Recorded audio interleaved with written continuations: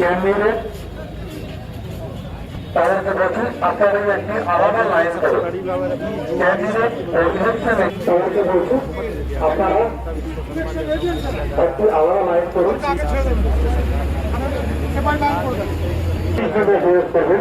তাদের উদ্দেশ্যে বলছি আপনারা একটি আলাদা লাইন করুন।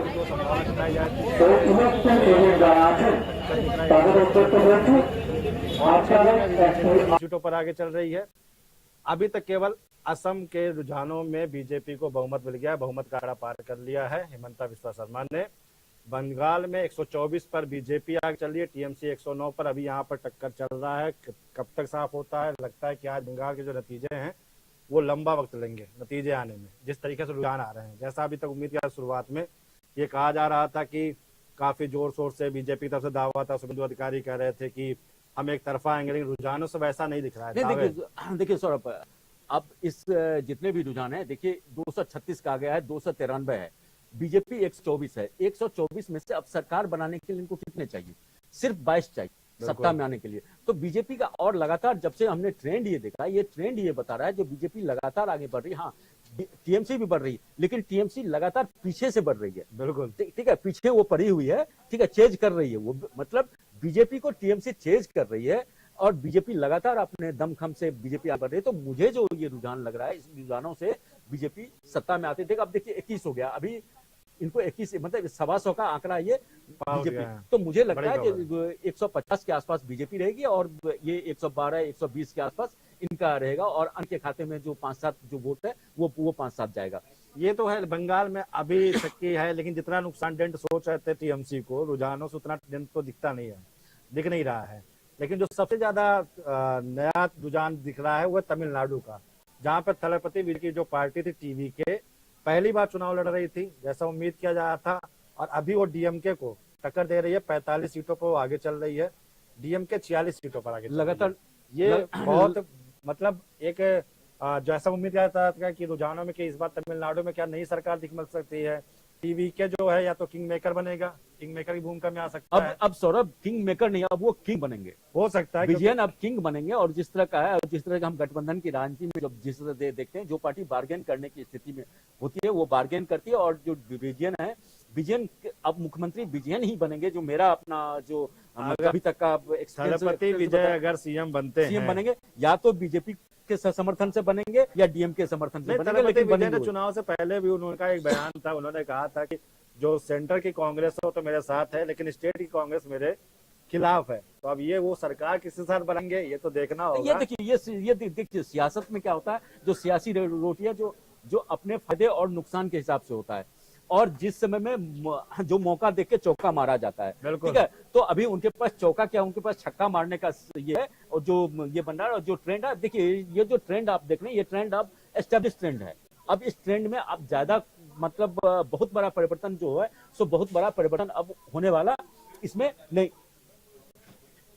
इसमें बहुत परिवर्तन की गुंजाइश अब नहीं है। यही आप रुझान आगे मैं यहाँ पे आपको एक चीज बताना चाहूंगा। आपको याद होगा हरियाणा चुनाव के जब नतीजे आ रहे थे, हरियाणा चुनाव में जब रुझान वहां पे आ रहे थे, तकरीबन 12 बजे तक की जो रुझान आए थे, और उस रुझान में चल रहा था कि कांग्रेस बहुत आगे जा रही थी, टक्कर दिख रहा था, लग रहा था कांग्रेस बाजी मार जाएगी।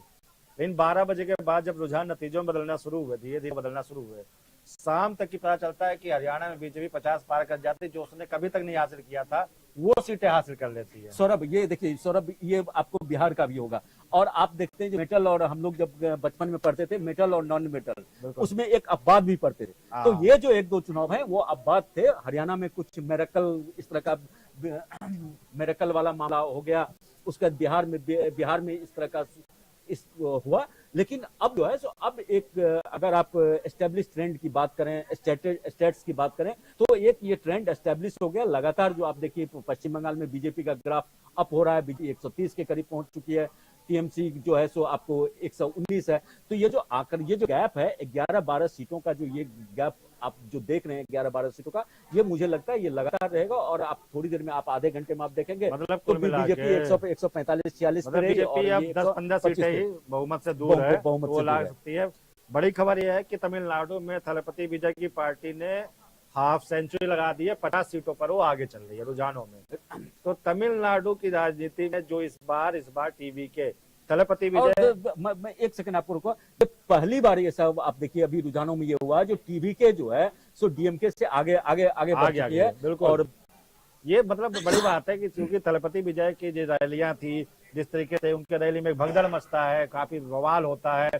थलपति विजय इस चुनाव से पहले वो आते हैं और बोलते हैं उन्हें अपनी इंडस्ट्री से, फिल्म इंडस्ट्री से संन्यास ले लिया है। तो क्या राजनीति में उनका एंट्री हो रहा है? तो क्या वो आगे आने वाले वक्त में तमिलनाडु में राजनीति में एक बड़ा चेहरा बनकर उभरेंगे? किसके साथ जाएंगे, ये अभी सवाल है, क्योंकि वो सरकार तो बनाने की स्थिति में नहीं लग रहे हैं उस तरीके से। नहीं, देखिए सरकार जो है सो जितने भी रुझान आए थे उसमें आपको त्रिशंकु की बात हो रही थी, त्रिशंकु सरकार के गठन का। और देखिए बीजेपी के लिए अच्छा मौका है जो बीजेपी अगर टीबीके का ये होता है और टीबीके का सीएम और बीजेपी का दो डिप्टी सीएम, 2 स्टार हमारे ऐसे तो- सीएम हो जाएंगे। तेलंगाना में पवन है डिप्टी सीएम, और यहाँ से तमिलनाडु से एक्टर हो जाएंगे। और बीजेपी देखिए, और बड़ी खबर ये आ रही है कि भवानीपुर सीट से ममता बनर्जी पीछे चल रही हैं। तो ये बहुत बड़ी खबर है। पिछले चुनाव में भी ममता बनर्जी अपनी सीट हार गई थी, इस बार भी अभी रुझानों में पीछे चल रही है भवानीपुर सीट से। ये इस वक्त की बड़ी खबर है। और बीजेपी 130 सीटों पर आगे चल, मुश्किल से 10 से 15 सीटें उसे और बहुमत के लिए चाहिए। मुझे लगता है कि 10 बजे तक की आते आते रुझान साफ हो जाएंगे, पहली तस्वीर साफ हो जाएगी। सौरभ मैं बस एक चीज आपको मतलब मैं आपको बीच में दखल दे रहा हूँ, रोक रहा हूँ। देखिए राजनीति में नैतिकता एक होती है, और जब मैं नैतिकता की हम बात करें तो पिछली चुनाव भी हार गई थी और उसके बाद से एक दूसरे सीट से ये जीती थी। तो इनको तो उस समय ये बोलना चाहिए नैतिक जिम्मेदारी ले लेनी चाहिए, लेकिन नैतिकता है नहीं इस सियासत में। तो ममता बनर्जी अगर बाहर यहाँ से जाती है तो कहीं और से अगर मुख्यमंत्री के मतलब बनने की ये होगा, तो अगर स्थिति में क्या होंगे लगता है आपको कि बंगाल में अभी शाम होते होते झालमुड़ी और मिठाई बंटनी शुरू हो जाएगी, जिस तरीके से रुझान आ रहे हैं? देखिए संदेश जो है सो ममता बनर्जी का तो संदेश जहाँ भी बन रहा होगा ना, वो संदेश तो अब वो 10-20 प्रधानमंत्री मोदी ने किया था, अमित शाह ने भी कहा था कि इस बार जब चुनाव के नतीजे आएंगे, बीजेपी जीतेगी तो हम मिठाई के साथ में झालमुड़ी भी बंटवाएंगे। तो ये झालमुड़ी एक बहुत बड़ा मुद्दा बना था। प्रधानमंत्री जाते हैं एक छोटे से दुकान पे जाके झालमुड़ी खाते हैं, उस समय झालमुड़ी इस तरीके से ट्रेंड कर रहा है कि गूगल पर सबसे ज्यादा सर्चिंग होती है झालमुड़ी। इस बार का बंगाल का चुनाव कहीं ना कहीं ऐसे मुद्दों के साथ में जुड़ा हुआ है। कहीं पे ऐसा नहीं बात है कि धर्म को लेकर के नहीं बात हो रही है, वहाँ के रोजगार की, वहाँ के कल्चर की, मछली बात का बात सामने आता है। सत्ता में आते हैं तो बंगालियों को, हमको देश में तरह तरह की मछलियां ला के देंगे। तो अब जब नतीजे आएंगे तो 128-30 आगे पीछे चल रही है, टक्कर चल रहा है बंगाल में बीजेपी और टीएमसी में। बीजेपी हम बात कर रहे थे 10-15 मिनट में वो 15 सीटों पे आ जाएगी, लेकिन फिर से रुझानों में 2 सीटों चढ़ गई है। तो देखिए 28 सीटों बीजेपी तो लेकिन गैप देखिए, गैप अभी भी 6 सीटों का अभी गैप है, और ये तो कम होता जा रहा धीरे। आप देखिए 15 सीटों का था क्या, तो अब 6 लेकिन सीटों ये का है। देखिए अभी भी जो आपको रुझान आने बाकी रुझान है तकरीबन आपको 42 सीटों पे 251 का है, 293 है, तकरीबन 42 सीट का है फासला। और 42 सीट में अगर वैसे आप जोड़ दीजिए तो बीजेपी को 42 सीट में कितने सीट चाहिए? 16-17 सीट चाहिए। आपके तो बात 17 करते करते बीजेपी 130 सीटों से आगे थी, अब 128 पे आ गई है। देखिए थोड़ा सा तो अप एंड डाउन होता है, जो जिनका फासला कम होगा वीटो वोटों का, तो उस वजह से तो वो जो अब वो हम देखते हैं जो उसमें कितना ये होता है। तो ये रुझान आ चुके हैं। आप देखिए कि पहली बार चुनाव लड़ रही टीवी के थलपति विजय की पार्टी ने पहली बार डीएम को पछाड़ा है, और वो सबसे रुझानों सबसे आगे चल रही है। तो ये वाकई में जैसा उम्मीद किया था अभी तक कि तमिलनाडु के रुझान कम से कम वैसे आ रहे हैं, लेकिन बंगाल की बात करें तो बंगाल में 130 से बीजेपी आगे पहुंच चुकी थी। हमें लग रहा है 10-15 मिनट में वो आगे पहुंच जाएंगे, लेकिन अभी जो फासला अंतर हो गया है बीजेपी और टीएमसी में, वो केवल 5 सीटों का अंतर रह गया है। बीजेपी 128 पे आ गया है, और अभी तो खैर 3 सीट से ज्यादा आगे निकल गई थी। बस ये मिनटों का खेल चल रहा है, थोड़ी थोड़ी देर में ये जो नेक टू नेक फाइट है, लेकिन जैसा एक्सपेक्ट किया जा रहा था पश्चिम बंगाल में। अच्छा, असम में भी अब जो अभी जो है तो बहुमत का आंकड़ा वो शायद पार कर चुकी है बीजेपी और कांग्रेस। और ये तो था कि इस बार जो हेमंता के जितने भी बयान थे, जो स्ट्रेटजी थी, और जो परिसीमन का मुद्दा रहा था 2023 का, उसके बाद से जो पूरे कई ऐसे जिले थे जिनके बॉर्डर एरिया में बदलाव किया गया, उसका फायदा बीजेपी को मिल रहा था। और ग्राउंड भी, हमारी जो बात हुई थी रिपोर्टर से सौरभ, उन्होंने यही बताया कि इसका बहुत बड़ा एक फायदा है जो बीजेपी को मिलने वाला है। जहां पर आप सोचिए कि 27 प्रतिनिधि थे किसी क्षेत्र में जो मुसलमानों के लिए थे, वो कम हो गए वहां पर।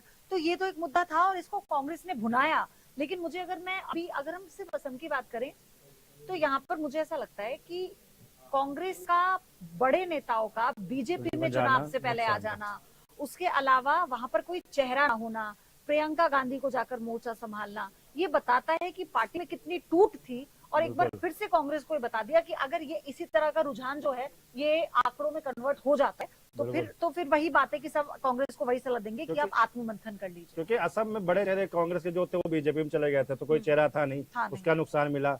और बड़ी खबर ये है कि जहां पर प्रधानमंत्री मोदी ने झालमुड़ी खाई थी झाड़ग्राम में, वहां की चारों सीटों पर बीजेपी आगे चल रही है। तो कहीं ना कहीं मुझे झालमुड़ी वाला काम आ रहा है कि वहां पर चारों सीटें बीजेपी आगे चल रही है।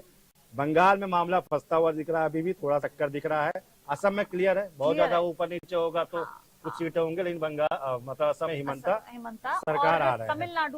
तमिलनाडु में पार्टी अच्छा कर रही है। हो सकता है कि अब वो किंग मेकर बनेंगे, किंग हाँ। मेकर उनका नगर आएंगे, क्योंकि पहली बार चुनाव लड़ रहे और उन्होंने दोनों पुरानी पार्टियों को पीछे कर रखा है, चाहे वो डीएमके हो चाहे वो एआईडीएमके। अच्छा, एआईएडीएमके के साथ तो मतलब मुझे ऐसा लगता है कि यहाँ पे खेला हो गया वो पश्चिम बंगाल वाला, ना तो वो अपना संगठन मजबूत कर पाए, ना वो ये कर पाए कि उन्हें आगे की जो रणनीति है, उनके पूर्व मुख्यमंत्री का डीएमके में चले जाना, पनीर सेल्वम का डीएमके चले जाना, शशिकला का अलग पार्टी बना के चुनाव लड़ लेना। तो ये ऐसे फैक्टर रहे हैं वहां पर जिसने इतना बड़ा जो वनवास था सत्ता का उसे फिर से एआईएडीएमके के लिए बनाए रखा है। लेकिन टीवी के निर्णायक भूमिका में वहां पर आएगा, और मुझे लगता है ये इसलिए भी जरूरी था वहां पर